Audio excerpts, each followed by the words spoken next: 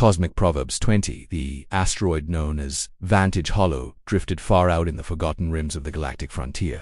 A massive rock hollowed over decades into a sprawling black market port. Its interior rings were a labyrinth of dimly lit docks, flickering holographic stalls, and narrow corridors where the air carried the constant mix of fuel vapors, spiced rations, and the metallic tang of recycled oxygen. Ships of every make crowded the bays, sleek smugglers, runners, battered haulers, even the occasional disguised military scout. Their laws or suggestions, and survival depended on who you knew, what you could trade, and how fast you could spot a lie. Voss had been born in one of the lower rings, raised among crates and deals. By his mid-twenties, he was one of the port's sharpest independent traders, moving rare components and fuel cells with a grin that disarmed suspicion. He thrived on the edge, inflating specs just enough to boost bids, shorting weights by fractions that added up, planting quiet rumors about competitors' faulty goods. It was all part of the game, he told himself. In Vantage Hollow, playing straight meant going hungry. His older sister Nira had taken a different path. She ran a modest clinic wedged between a parts dealer and a dive bar, treating everything from plasma burns to black market implant rejection. Nira never judged the wounded who came through her door, no matter their stories. She moved with quiet efficiency, her voice soft even when delivering bad news. When Voss visited, usually to brag about a big score or borrow a med patch, she'd listen patiently, then offer gentle observations over shared cups of synthetic tea.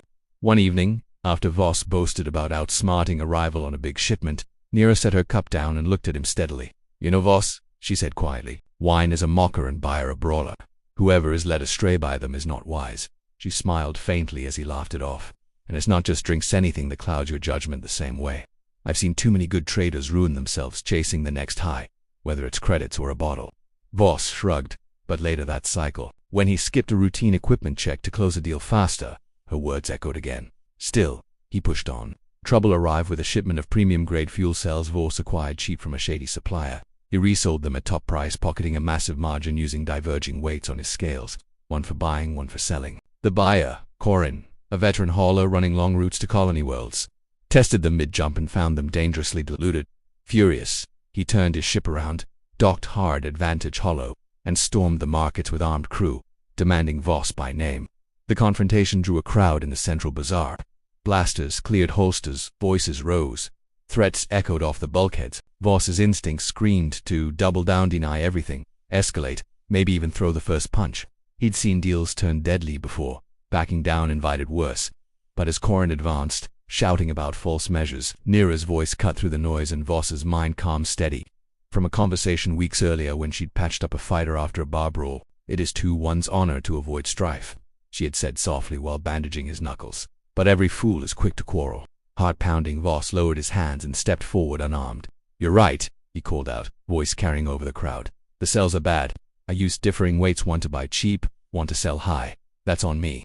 He met Corin's glare. "I'll refine every credit, plus cover your fuel loss and delay. No quarrel needed." The bazaar fell silent. Corin stared, waiting for the trick. When none came, when Voss transferred the funds publicly on the spot, even adding extra from his own reserve as the veteran hauler holstered his weapon. His crew followed. Word raced through every ring of Vantage Hollow faster than any rumor Voss had ever planted. The young trader had chosen honesty and peace over pride and fight.